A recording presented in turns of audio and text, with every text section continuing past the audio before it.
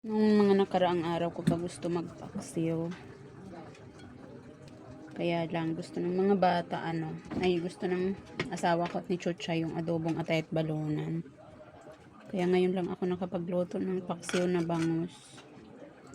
Tapos nakalimutan pang bumili ng ampalaya pang sapaw ko sana.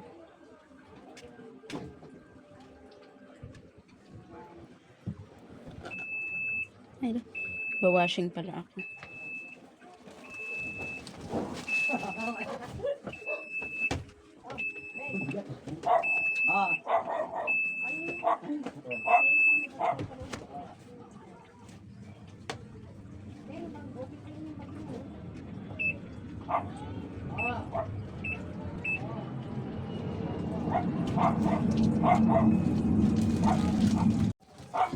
Isang pirasong bangus to, medyo malaki.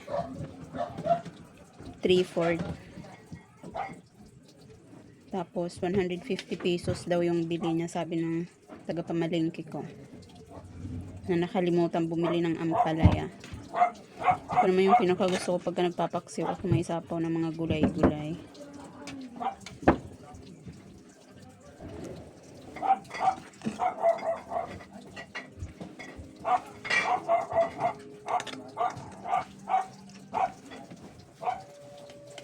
Tapos, ang isa ko pang favorite sa paksiw ay yung maraming luya at paminta. Ayan. Tinirahan ko ng kaunting sabaw.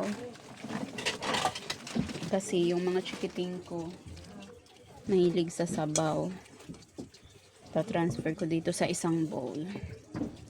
Ayan, tinirahan ko ng kaunting sabaw.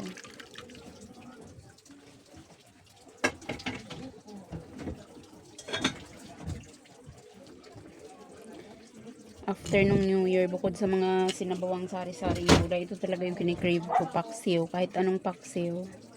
Basta isda. Hindi lang lechong paksiw.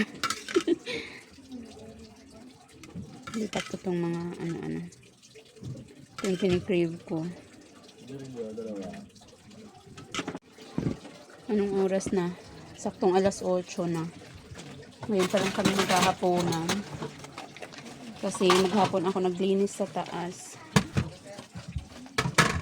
Tapos, pagkababa ko, 6:00, maligo. Nagligpit dito sa baba. Nagsalang muna ng labahan. Tapos yung asawa ko yung namalingki. Habang naglalaba ako, nakasalang tong ulam namin. Kakain pa lang kami ng hapunan ngayon, 8:00 na. Ulam namin ang sarap, paksiw. Kain tayo. Thank you Lord sa food.